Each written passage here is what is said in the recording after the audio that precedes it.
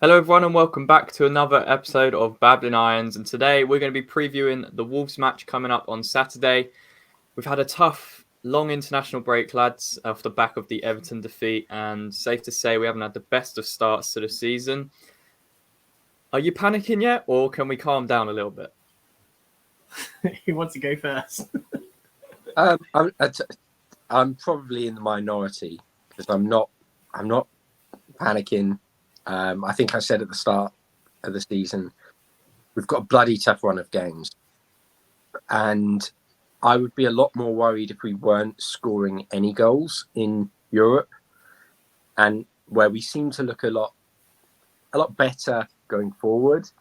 Defensively, it's still a bit of a mishmash, but I'd be a lot more worried if in every competition we weren't winning games and we just looked really poor. I didn't get the best view of the Silkeborg game. I know that we were quite poor defensively, but again, we scored 3 goals, and let's face it, the majority of times you score 3 goals, you're going to win games. So I think the things will come. I'm not worried that they will. What I am kind of worried about is, will they come under this manager? And I'm in no way Moyes out. Which, if you asked me that 2 years ago, like, yeah, just get him away. But he's earned the right to have a period of adjustment. I do think there's things he can very easily fix that he's just not letting himself do. But I'm not fussed yet. So, well, are you guys kind of fans of kind of XG data? Because when I was looking over the international break, a little bit more about West Ham and how we've actually done this season in terms of like the expected statistics in matches, we should be about 8th or 9th in the league. We've been creating a decent amount of chances, and defensively, we've been one of the better teams in the league. It's just been the final third. You know, I think in the Spurs game and the Chelsea game, we won both of those games on XG. Like, we should have, statistically won the game with our finishing. So, yes, Moyes is coming under a bit of criticism, which we'll get onto in a second. But again, Mike, maybe more for you this one. Is the panic setting in a little bit too early for West Ham fans? No, I think it's a valid panic. If you take into account last season's form, we put this out the other day as well, that you have to heavily caveat when you look at last year's form in combination with this year's form, where it's like a run of 26 games where we've won a handful. That you look at that in kind of as it is as a whole sequence of games, you go, that form is terrible, and how is a manager still in place? But regardless of how good a manager is, you still look at 26 games where you've won that few and you've lost that many. There are question marks, but we have to caveat it. But the fact that we then come into a new season, off the back of there being quite substantial rumours and some of it being clearly quite true, that a lot of players were put on notice, told they weren't good enough, or told that they need to sort themselves out and come back with a clear view as to whether they want to be part of West Ham next year. In other words, indicating you need to work a lot harder.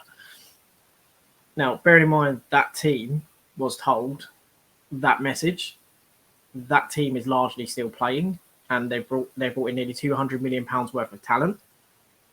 I have to then question as to, 1, did we get the right talent? 2, is the manager just being pig-headed? Or 3, is his pig-headedness like, is that just him? It's kind of, you don't spend £200 million of talent and only pay £67 million of it, which is coming one player.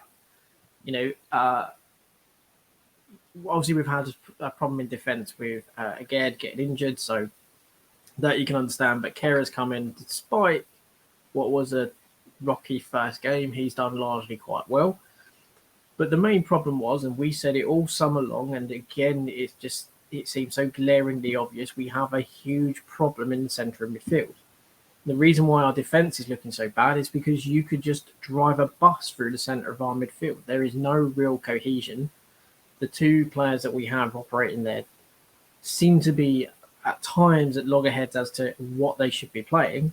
And you can see there is frustration because there isn't what, in terms of what we need in which we want to kind of play and be more progressive, we don't have a player alongside Rice who can do that unless we did the sensible thing and played Paqueta there, who was last year, his best position was playing as 8, as a box-to-box for Lyon. Yeah. Instead, we're putting him as a 10. He's finding himself isolated.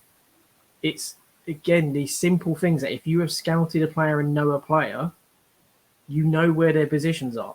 And yes, he's a great 10, Paqueta. But he is also a very, very good 8. And what we're struggling with is actually having a very good 8. We have an incredible world-class number 6. We could have an incredible world-class number 8. But instead, we're playing Souček. And that, I know that sounds harsh on Souček, because we have said this before we came on. The old adage at West Ham was, as long as you work hard and you run hard, you can get, the fans will be on board. But that's no longer working anymore for Souček. And just look at the Everton game. There's a point where Rice passed to Souček, and all he had to do was pass it back to Kehrer, and he manages to overhit it past. Exactly, yeah. That was exactly what painful.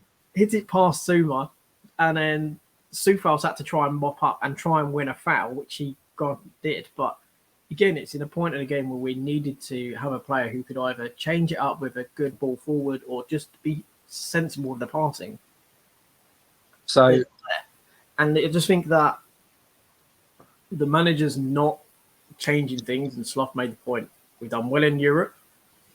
There's been patchy bits, but certain players, when they've come on, they've made an impact. They're then not given a chance in the next game. And our best player, Ben Rama, is on the bench.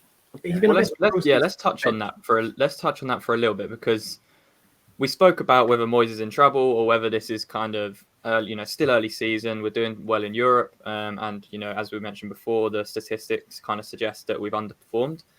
Is this now about Moyes being braver? Do you guys think we have the players to play a different system that could potentially work a bit better, and B, he has to change some of the players that he's relied on for the past 2 seasons, the likes of Souček, the likes of even Bowen, who's been really poor this season, and even constantly persisting with Fornals on the left, which we saw against Everton again. And we said this over the summer, how much we don't want to see that, and how we now have players in the system that can play that role much better. So is this about Moyes now having to be brave, be different, and start getting the results sooner rather than later? Yeah, there's often a thing that people say he's a dinosaur, or they attach it to the dinosaur who is tactically inflexible. Now, dinosaur, I don't agree with. There are some of his approaches that are a bit back in the dark ages, like his man management. I think that was proven at the end of last year, where he alienated a lot of the squad with basically telling them half of you weren't good enough and aren't good enough. You potentially don't have a place at this club next season. Not the way to deal with modern football, quite frankly. But he's not tactically inflexible. We've played multiple formations throughout his time. But braver, I think, is the absolute point. There's constant talk of I need to integrate these players. They need time. But when you look across other teams, players are given time, but their time is in the squad, in the 11. And that's what it's kind of put out as been in these other teams, is that these players may not perform where we need to. Just look at Darwin Núñez for Liverpool. At times, he is Bambi on ice. He looks terrible. Me and Sloth said this before beforehand when we was talking about him for us, is that he will have moments where he's absolutely terrible, but then he will be brilliant. Scamacca, whenever he's played, has never disappointed. He's always been sharp with his passing and actually forces us to be quicker, because he doesn't want to hold it with his back to goal. He wants to play the ball and get into an area to score. He forces us to be more progressive. Look at Cornet in the last couple of games when he's came on. He's looked dangerous, but again, he's getting 10, 15 minutes. And what we're playing on the left is Fornals, whilst Fornals is a very good player. He wants to come inside. He hasn't got the pace. And you can just there's just frustration, I think, in the fans, because you're seeing like certain players coming in, especially like Cornet, who's coming in and making an impact when he is playing. And then there's constant talk of these players need time to integrate. They need time to get used to the league. Cornet's been here for a season. What more does he need to get used to? And when he's come on, he's been an absolute dynamo. Like, he was literally was a dynamo against Chelsea. He absolutely changed the game for us. Missed a bad header, granted, but then he scored a perfectly legitimate goal, if not for the play acting. And he kicked him. yeah, exactly. Yeah. Kicked him in the head, shoulder. But you know, it's, you look at it and go, why is there a constant talk at West Ham? West Ham seem to be the only club where there's this constant narrative that players need time to integrate before they even can have a chance in the first team. Whereas, and what makes it even more infuriating is that you then start to go into that line of, well, there are clearly favourites, because regardless of form, they will play. And then you're bought with these players for competition, but really there is no competition, because there is no repercussions for playing badly, especially when you look at Bowen. And part of that is because we didn't get a player in to support him. But again, Cornet can play right wing. He's done it for Leon. So there are no repercussions for bad form. So where's the incentive to play well, really, apart from just your bonus? Well, let's take a look at, you know, both us and Wolves' start to the season. Games played 7. They're just one spot above us. Both on 1 win. They've had a few more draws than us, so they're a couple points ahead of us. So, I mean, we're 7 games in now and we're on 4 points. You know, when you looked at that at the start of the season with some of the fixtures we had, you know, Forest away in there, Brighton at home, granted, they've been playing well. Still a game you'd expect us to potentially win or draw. Everton away, another one where we should be getting points from. And then, you know, we got that win against Villa. And to be honest, it weren't convincing. You know, it was a deflected shot. And I think arguably we were lucky to get out of there with a win. So I guess maybe let's just talk about Wolves a little bit more, because we've spoken about us. What do you guys think about them as kind of a team and what Bruno Lage is trying to do? And, you know, they've spent about 100 million this summer. You know, Nunes coming in, who looks like a very good player. So what do we need to be a little bit careful of, and, you know, when we kind of head into this game on Saturday? Well, they've got one of the league's outstanding keepers, who doesn't necessarily get the praise that I think he warrants. Like, he doesn't really get the recognition outside of Wolves fans, I don't think. Few people talk about him, but I don't think I've seen him in many people's like team of the season. And that will be our biggest challenge. If we're performing well, I think we can get a goal or two. I think if our finishing's like it was against Pick a team. Pick a game. Pick any game. I'll just spin the wheel. Yeah, if our finishing remains the same level it has been, we won't score. And I think they've got a really strong spine to their side. They've got if Nunes comes in, it would be typical West Ham for the player that we were interested in, bid for, and we're close to signing, to either score or assist for the goal. Like, it would be typical West Ham. But they've got a really strong spine. The lucky thing for us, and I hate saying this because I really like him as a player, but Sasa Kalajdzic, unfortunately, terrible nightmare start to his Wolves career. He's out with a cruciate, and that's really nullified their front line. They have pace out wide, which will be interesting against our paceless fullbacks. But it's luckily they don't have that centre point, and I think we can cause them problems. But Wolves tend to be organised very well. They do have some outstanding players in Sarr, Kilman, Neves, Nunes, and what's the young lad? Is it Podence? I don't see Yeah, we've got Pedro Neto as well. Neto. They've got some real talent, but I think for us the problem will be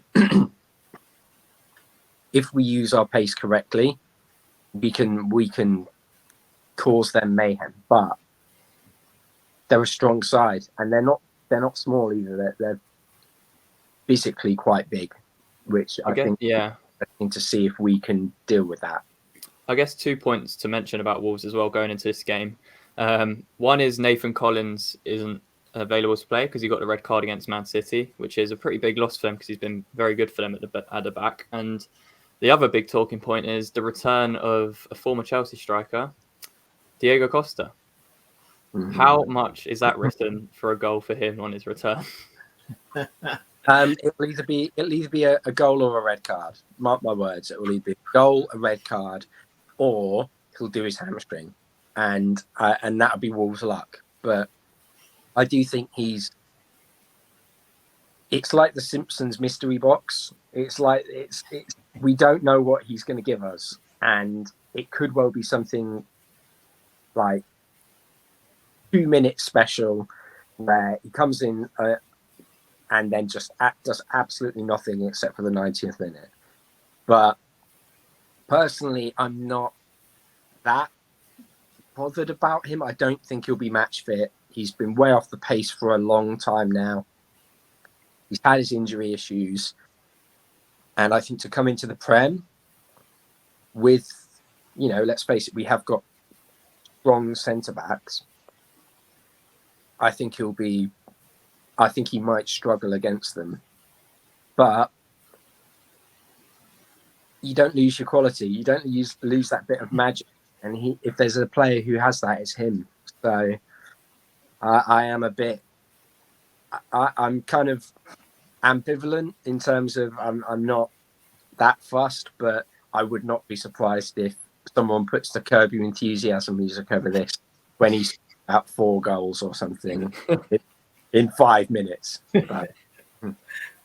Yeah, I mean, it's one of them where it's a move they kind of had to make with the injury they had up front, and it can work or it can't. It's a gamble, and if it's going to work against anyone on his return, it would be us. But let's now kind of move on to West Ham and how we want to see us line up or potentially line up. And this is kind of something we can debate. This is kind of a potential starting 11, which kind of factors in all of the points around, Souček not performing at the moment, switching to maybe a more traditional 4-3-3, and getting the likes of Paqueta deep. So here's what we've got. Fabianski in goal, Kufal right back with Zuma and Kara at centre back, Emerson coming in at left back for Cresswell, and then a midfield 3 of Rice, Paqueta, Fornals, with Paqueta playing where Souček would have played next to him, maybe a little bit, deeper and getting on the ball a bit more. And then you have Fornals slightly ahead of him.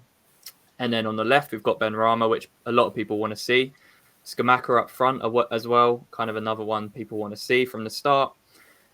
Bowen is questionable. We'll get onto that in a second because, we already mentioned how good Cornet's been. But would you guys be happy seeing this? Or is there anything that kind of stands out here against Wolves that you would potentially tweak? I'd drop Bowen, to be honest. I know that might sound harsh given the brilliant form he had last season, but I'd put Cornet straight in there. I don't think he's done... We can say that's harsh on Bowen, but I think Cornet's done enough to really warrant a place. It's not a case of Bowen's been performing well enough to hold him back anymore. So I'd be really disappointed, which he inevitably will start, and he'll probably have a decent game. But even when he's been a threat, I still think he's been quite selfish. He's made the wrong choices at multiple times, and he just looks like someone who's snatching for a chance. And I think I'd start Cornet, see what happens, and I'd give Bowen a chance to say, go and get your place back. Go and show me what you're doing at the 70th minute. And I think Benrahma for me has to start because he's got the creativity, he's got the skill set, and they have got big physical units, as I said, but his skill on the ball is such that he can cause problems for any defender. And if you've got someone like Skamaka who is used to playing with creative, skillful players, who better to link up with? I know. I mean, in my personal opinion, Antonio has been awful this season. Like, to the point where a world-class assist against Spurs, it doesn't even begin to paper over the cracks of how poor he's been for me this season. And I don't want to sound too harsh because I do want him to regain his form. But when you're talking about someone who barely breaks into the double figures in terms of league goals, then I do think using him as a sub going forward is the way to go. Mike, what about you kind of focusing more on the defensive side of things? Because there's been calls for, potentially moving Kehrer to right back with Kufau's performances as well, and then bringing in either Dawson or Ogbonna to play centre back. Would you do that, or would you kind of just stick with Kufau for now, and maybe even Ben Johnson will be fit on the return? Yeah. So for me, I'd be keeping Kehrer centre back because obviously it's pace. I don't go with this adage that I've seen some people saying, "Oh, we're losing these games. Isn't it a coincidence that Craig Dawson's not playing?" It's like, no, there's no coincidence whatsoever. Like, just no. Just no. I'm not even going to go into the reasons why that is the case. But the fact of the matter is we're trying to play out from the back. Now, while Dawson did well last season, what we're then also doing then is saying Zuma, who's actually been playing well because he's been playing, well, actually has been playing on the left-hand side, but he has actually been playing well and starting to form a partnership with Kehrer. We're going to rip that out to chuck him at right back. It's like, no, let's keep a pairing. We've got a pairing going and they're learning how to play with each other. Let's keep that developing. Soufal hasn't been great, but the alternative is to, again, tear up the whole back line. Because, again, if we're saying we're playing Emerson, that's a whole new back line, again, because you're going to put in Dawson in there. So that's maybe, that's moving Zuma to the left side. Say Emerson did start again, so that's another defender that they've got to get used to playing with. Arguably, again, you would put Zuma to the left side because he has played at some point with Emerson, so there is at least that bit of synergy there. But again, you're still that right-hand side, and it doesn't solve the problem that there was lacking pace. We don't have players that are necessarily comfortable bringing the ball out of defence and playing the ball. That means you have two centre-backs that are not renowned and known for being great ball players. Now, Dawson's ball playing did improve, and he made some very good diagonal passing and ranged passing last season, but he's not a ball playing centre back. If we're going to be honest, he's more of a James Collins. He's a player that every now and then will ping out an absolute beauty of a pass, but they're few and far between in most cases. Yes, he will put his head onto anything that he can, but I don't see that as resolving the problem. And again, I also kind of look at it and go, players that we only have for one more year, personally, in my own mind, I don't see why we are relying on them to get us through this season. And I know that maybe be a bit nonsensical, but in my mind is they are going at the end of the season, or even in Dawson's case, potentially even in January. Relying on them now is not going to help us long term. And we need to think about how we're going to integrate or how we're going to work with these players long term. So I think defensively, we kind of are where we are. Until Agard comes back, I don't think we really kind of have many options in terms of doing it. Until Johnson is back, I don't think we have many options. Yeah.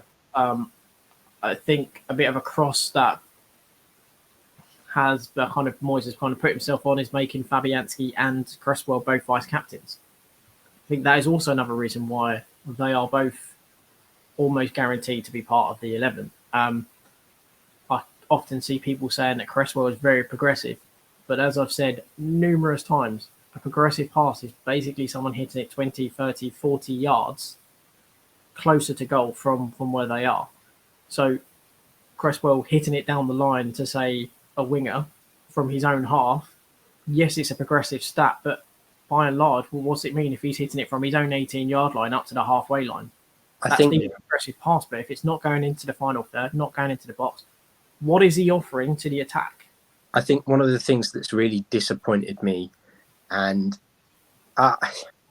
it's something that I don't know the inner workings of the club, like 100%, but the Craig Dawson situation has really disappointed me, not just in terms of a football fan, but just as a person. And I even tweeted about it and saying, like, imagine telling West Ham fans how devastated they'd be that he might potentially leave. And we can joke and say, you know, oh, well, I'm not bothered or whatever it might be, but you know, he became a cult figure last season, and I think we really have. Moyes has kind of shown that man management issue we were talking about, and a bit of a total ineptitude with it there, because if you've got a player who you don't know doesn't really want to be there, his heart's not fully in it, get someone in who has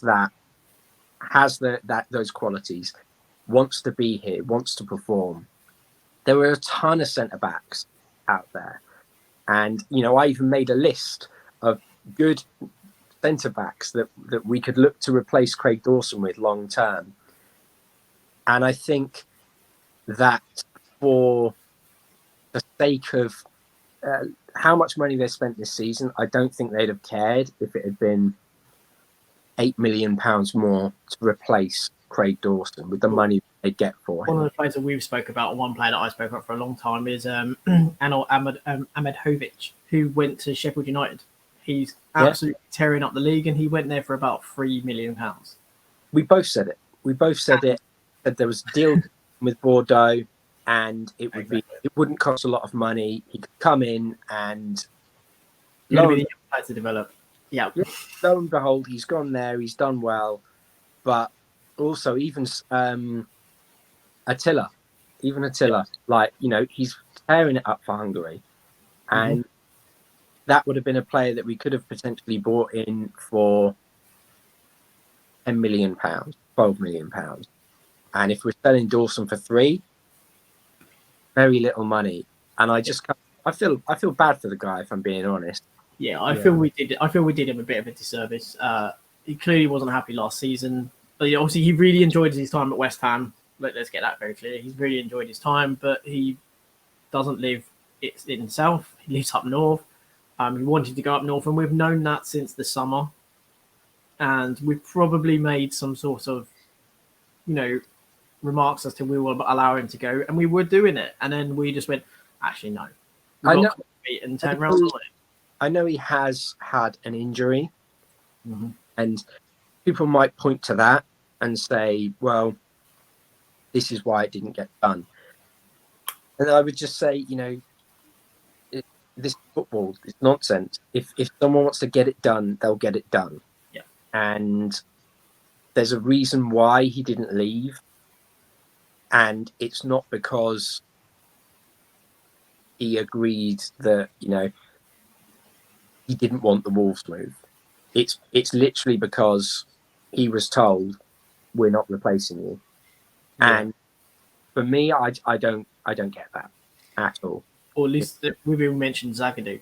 Obviously, he's got injuries and everything, but by the end of last season for Dortmund was actually looking rather back to himself, was looking fit.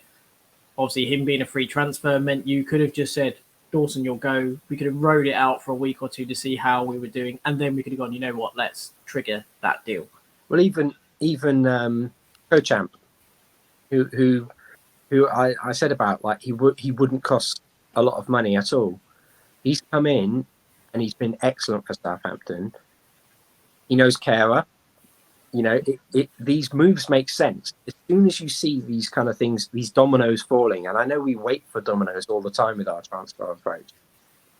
What were we doing? Were we just like it's something I don't like feeling like I'm digging players out, and I don't really like feeling like I'm digging Moyes out, but I just don't understand the decision making there.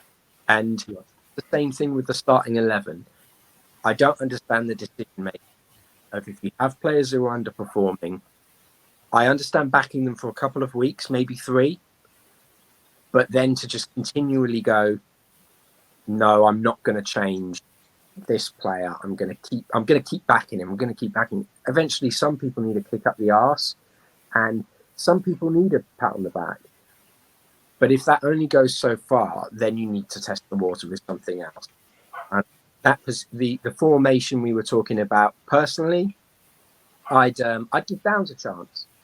I know I was quite critical of him in Europe, and of course, in the 45 minutes, I got pretty much my arse handed to me when he had a fantastic second half. Yeah.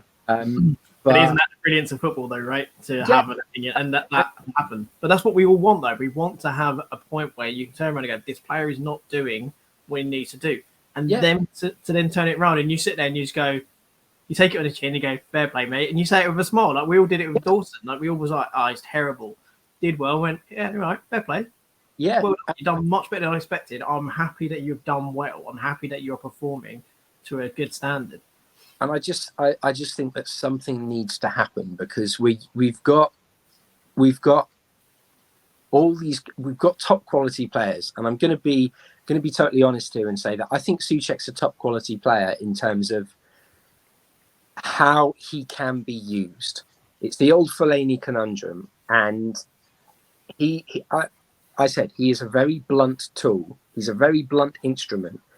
However, you have to use that instrument very specifically. You have to cross balls in, and people are misunderstanding that with me saying we need to change how we play to suit him.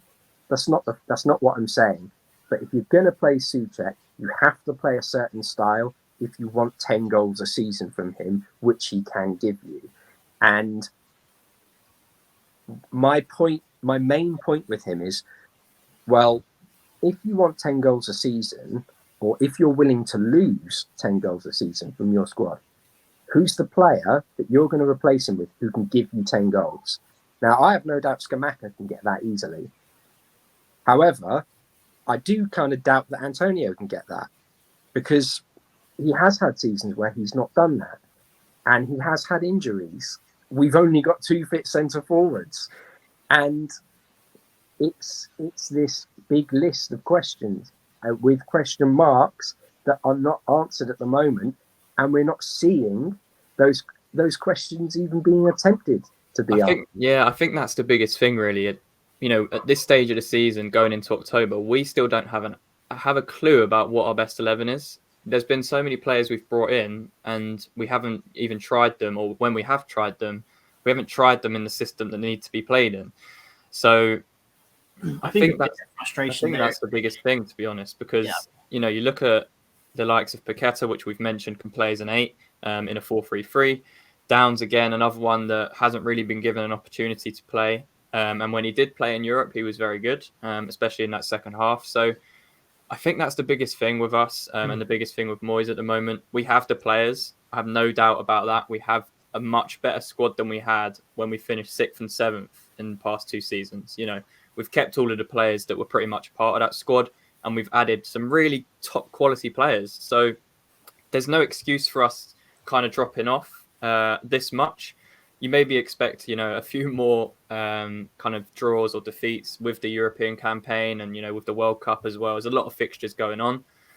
But I feel like we have, more squad depth, better squad depth, and, just on paper, just so much better quality players. So I don't understand why we're persisting with the old system and the old model when we've got these brand new players that were brought in to play a certain way, yet we're still going back to old habits. So the other frustrating thing is the like for like subs, the lack of imagination in a substitute is, you got Paqueta on the pitch. I need to bring on an attacking player. Okay, I'll take Paqueta off and bring on Lanzini and keep on Souček. Why? You're keeping him on for set pieces. Our set pieces have been poor. So you're keeping on a player on a wing and a prayer. Basically, that's what you're doing. And it's started on the set piece. Yeah, the over-reliance on set pieces is killing us. There's the fact that he constantly going, our set pieces not be good enough. I don't care about our set piece not be good enough. Set pieces are great if you get them right, but it needs to be part of an overall tactic in which to, I don't know, contain the ball and actually win fouls to get set pieces. We're not even doing that because we can't hold on to the ball. So you're holding on to a player who, when you're chasing a game, who cannot sustain possession, who cannot find players in open spaces. You're taking off a player like Paqueta, who can drop into that position, or even Fornals, who can go into that position, and you're keeping him on for what? And then last season, we also got, I only have one striker. I can't bring on a sub. I only have one striker. He then takes Antonio off for Scamacca when we're losing in games. So as much as Moyes deserves the grace he deserves, and as much as he's done very well, there are times where you just have to sit there and go, you are contradicting yourself and putting the pressure on yourself. Some of this is self-inflicted. He does deserve time. But time isn't something we can necessarily give him too much of, because we've got to remember by about middle of November, the season practically ends for the run-up for the World Cup. And then we're into next season. So granted, we're maybe not going to have many players go to the World Cup. So if we were to then make a change and bring in a manager, they've got time with those players. But those players are going to have a break. So they're not going to be back as soon as people think. The manager's not going to have as much time with them as well, should they go that route, and should we not do too well in the next, say, 5-6 games. But it's that point of, we've said it, it's that he's not tactically inflexible, but his mindset at times is so difficult to understand when you listen to words that he says about players are not running hard enough. Well, Barron's not running hard enough. His decision making has been incredibly poor. Last season, you pulled Ben Rama over hot coals every single time about that. Yeah. You dropped him. Yeah. What's happening with Bowen? It's not happening. So it's come out in the past 24 hours anyway, that from some journalists, that Moyes has got the next 5 games to kind of show what he's about and get wins on the board. And you know, this game against Wolves is massive. It is a massive think, game. to be honest, for him in some ways, it's must win. It's not that if he doesn't win it, he's getting the sack. But I think he needs to win the game at home. Yeah. For himself, for the players. But again, I think there's probably going to be some players who are going to start getting a bit agitated. You know, if Cornet doesn't play, if Scamacca doesn't play, and if they, in their minds, are probably thinking, well, when I come on, I'm performing, and I'm not getting a chance apart from in Europa, and I'm performing there. So I'm performing in 2 competitions when I'm getting my chances, but then I'm not getting a chance in the Premier League. So I think it could potentially cause some ruptions because some players are just not getting the chances. But like we saw with Vlasic, and Vlasic is also killing it. Yeah. I think one of the things that could also go wrong with Saturday is obviously we've got the rail strike, and I think that is going to be. It might sound silly to some people, but forgive me. I'll try and explain as best as I can. I live probably an hour away combined with the trains and the little walk to the ground. Yeah. However, going from where I am with the train strike is potentially going to take me about 2 hours. It's going to double my time. And for other people who might come from further afield, you have a real potential for a hostile atmosphere. If we go a goal down in the first half, that half time is going to be really, really nasty, I think. I think there's also potential for quite a few not going. So I can get to the game, but I can't get home. So they're cancelling all C2C. From what I've seen so far, no C2C rail. There's also no Great Anglian rail. So the train that I would get, that I can get into the game, but then I'm not getting home. So again, it's like, well, I can't go to the game because there's no feasible way for me to get back. So again, it's also people are just not going to be able to go because there's no conceivable way in which to really to kick themselves back. So it's, well, why am I going to go to the game? It's going to be a pain in the ass to get there, probably even going to be worse, more difficulty to get back because of the strikes. And then it's also the fact that many kids are like, the football's going to be terrible. Yeah. So, all in all, let's I'm gonna give myself a terrible kind of day. end on that then. Let's, considering everything we said, it's a must-win game. Do you guys think we're going to win it? What's your score predictions? Let's start with you, Sloth. Quick. I think I'm going to say 2-1. 2-1, Mike. Yeah. I don't know why I've got that confidence. I don't think it'd be 2-1. I think it'd be 1-1. Let's go for a win. Let's be positive. Yeah. Do you know what, bugger it? I'm going to be positive because I want to back Moyes, and I want. Do you know what? I just want to be proven that I want to be proven wrong. I want to see West Ham do well. So I'm going to say 3-1. Yeah. I guess I'll be in the same boat and be positive then. I'll go 1-0. I'll go 1-0. I think that's more like a 1-0 off of someone's toe after a ping ball in the box. Yeah. It's just going to ping on someone to go in. I'll go 1-0. Tight game. Who's going to score? Suchek, and he'll shush everyone like this. No, he won't. He doesn't have the heart to do that. No, he'll just run off for his potato salad, and that'll be it. Well, anyways, yes, going to be a nervy watch, and interesting to see how we line up. Whether he'll stick with the same players or he's going to change some things up, because it's been a couple of weeks since we lost to Everton, and he's had plenty of time to think about it. But let us know what you guys think in the comments, how you'd like to see us line up, what your score predictions are, and whether you're confident that this season can turn around under David Moyes, because we're 7 games in and we're in the relegation zone, which we thought those days were kind of past us, but clearly they're not, and we're still down there. But thank you for watching. Make sure to leave a like on the video and subscribe if you haven't already. And yeah, until next time, come on, you irons. Irons.